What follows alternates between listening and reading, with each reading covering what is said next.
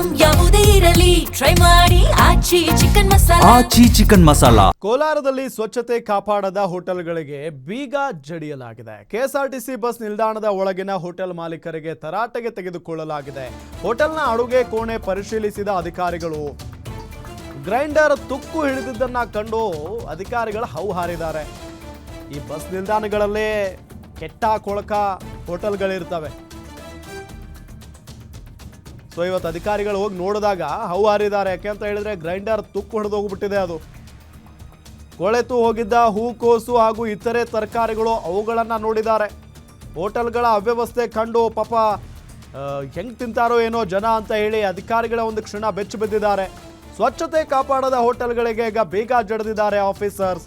ನಗರಸಭೆ ಪೌರಾಯುಕ್ತ, ನೋಡಲ್ ಅಧಿಕಾರಿ, THO ಟೀಮ್ ಇಲ್ಲಿ ಕ್ಲಾಸ್ ತೆಗೆದುಕೊಂಡಿರೋದು ನೋಡಿ. ಅಲ್ಲಿ ಹೂಕೋಸು ನೋಡಿ ಹೆಂಗೆ ಕೊಳೆತು ಹೋಗಿದೆ.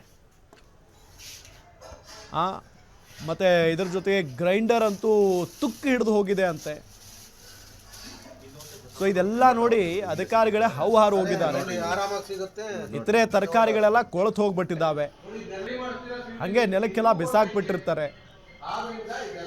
ಪಾಪ ಈ ಬಸ್ ಸ್ಟ್ಯಾಂಡ್ಗಳಲ್ಲಿ ಬೇರೆ ಬೇರೆ ಜನ ಎಲ್ಲ ಬೇರೆ ಬೇರೆ ಊರುಗಳಿಂದ ಬಂದಿರ್ತಾರೆ. ಹಸಿವಿನಿಂದ ಏನಿರುತ್ತೋ ಅದನ್ನ ತಿಂದು ಹೋಗ್ಬಿಡ್ತಾರೆ.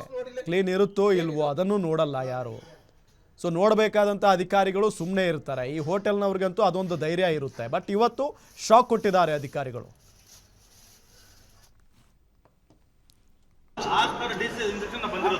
ಫುಲ್ ಟೀಮ್ ಎಲ್ಲ ಬಂದಿರೋದು ಈ ಮಾತನ್ನ ಅವ್ರಿಗೆ ಹೇಳಿ ನಾವು ಹಿಂದೆ ಹೋಗ್ತೀವಿ ಸರ್. 1 ಲಕ್ಷ ಮಾಡಿ ಕೊಟ್ಟರು ಸರ್. ಫಸ್ಟ್ ಟೈಮ್ ನೀರಿಲ್ಲ ಇವರು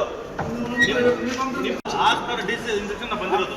ಫುಲ್ ಟೀಮ್ ಎಲ್ಲ ಬಂದಿರೋದು ಈ ಮಾತನ್ನ ಅವ್ರಿಗೆ ಹೇಳಿ ನಾವು ಹಿಂದೆ ಹೋಗ್ತೀವಿ ಸರ್. 1 ಲಕ್ಷ ಮಾಡಿ ಕೋಲಾರದಲ್ಲಿ ಸ್ವಂತ ಹೋಟೆಲ್ ಉಡುಪಿ ಭವನ್ ಎಲ್ಲ ಉಡುಪಿ ಕೃಷ್ಣ ಭವನ್ ಹೋಟೆಲ್ ನೀರಿನ ಸ್ಯಾಂಪಲ್ಲು ನಮ್ಮ ಸರ್ವೆಲೆನ್ಸ್ ಆಫೀಸಿಂದ ತೆಗೆದಿದ್ರು.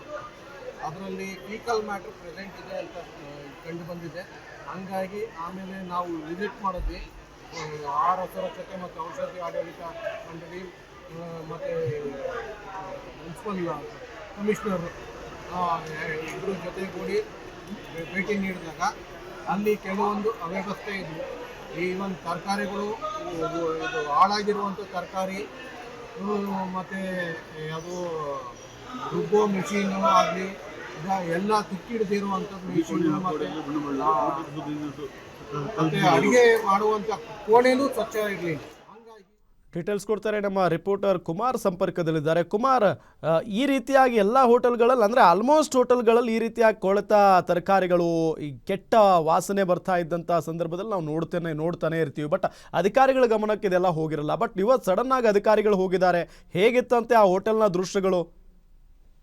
ಹೌದು ರಾಮ್, ಏನು ಈಗಾಗಲೇ ಸಹ ಬಹುತೇಕವಾಗಿ ನಗರದ ಒಂದು ಹಲವಾರು ಹೋಟೆಲ್ಗಳನ್ನ ಗಮನಿಸಿದಾಗ ಈ ತರ ಒಂದು ಸ್ವಚ್ಛತೆ ಇಲ್ಲದಂತಹ ಒಂದು ಇದನ್ನ ನೋಡಿದಾಗ ಬಹುತೇಕವಾಗಿ ಯಾವ ರೀತಿ ಇದರಲ್ಲಿ ಊಟ ಮಾಡಬೇಕು ಅಥವಾ ಯಾವ ರೀತಿಯಲ್ಲಿ ಕುಳಿತು ಊಟ ಮಾಡಬೇಕು ಅನ್ನೋದು ಯೋಚನೆ ಮಾಡ್ತದೆ. ಆ ನಿಟ್ಟಿನಲ್ಲಿ ಸಹ ಒಂದು ಜಿಲ್ಲಾಧಿಕಾರಿಗಳು ಆಹಾರಾಧಿಕಾರಿಗಳಿಗೆ ಮತ್ತು ನಗರಸಭೆ ಅಧಿಕಾರಿಗಳಿಗೆ ಈಗಾಗಲೇ ತಾಕೀತು ಮಾಡಿದರೆ ಎಲ್ಲಾ ಹೋಟ್ಲಲ್ಲೂ ಸಹ ಸ್ವಚ್ಛತೆಯನ್ನ ಪರಿಶೀಲಿಸಲೇಬೇಕು, ಇದು ಕಡ್ಡಾಯವಾಗಿ ಮಾಡಲೇಬೇಕು ಅಂತ ಒಂದು ಇದು ಕೊಟ್ಟಿದ್ದಾರೆ. ಅದರಿಂದಲೇ ಸಹ ಬೆಳಗ್ಗೆ ಒಂದು 7 ಗಂಟೆಗೆ ಸಹ ಆಹಾರ ಅಧಿಕಾರಿಗಳ ಜೊತೆಗೆ ನಗರಸಭೆ ಅಧಿಕಾರಿಗಳು ಸಹ ನಗರಸಭೆ ಕಮಿಷನರ್ ಸೇರಿದಂತೆ ಆಹಾರ ಅಧಿಕಾರಿಗಳು ಈ ಒಂದು ನಗರದ ಒಂದು KSRTC ಬಸ್ ನಿಲ್ದಾಣದಲ್ಲಿರುವಂತಹ ಒಂದು ಹೋಟ್ಲನ್ನ ಹೋಗ್ತಾರೆ. ಹೋಟ್ಲ ಒಳಗೆ ಹೋಗಿದ ತಕ್ಷಣ ಸಹ ಅಧಿಕಾರಿಗಳು ಹೌಹಾರ್ತಾರೆ. ಅಲ್ಲಿನ ಒಂದು ಅಸ್ತಿತ್ವ ಇದನ್ನು ನೋಡಿದ್ರೆ ನೆಲದಲ್ಲಿ ನಿಂತಿರುವಂತಹ ನೀರು, ಅಲ್ಲೇ ನೀರು ಹೊರಗಡೆ ಹೋಗ್ತಂತೆ ನೀರು ನಿಂತಿರೋದು ನೋಡ್ತಾರೆ. ಮತ್ತೆ ಕೊಳೆತ ತರಕಾರಿಗಳನ್ನ ನೋಡ್ತಾರೆ. ಅದೇ ರೀತಿಯಾಗಿ ಮೇಲೆ ಸೀಲಿಂಗ್ ಈ ಎಲ್ಲ ಪುಡಿಯಾಗಿ ಉದುರ್ತಾ ಇರ್ತದೆ. ಕೆಳಗಡೆ ಅಡಿಗೆ ಮಾಡ್ತಾ ಇರ್ತಾರೆ, ಮೇಲೆ ಸೀಲಿಂಗ್ ಪುಡಿಯಾಗಿ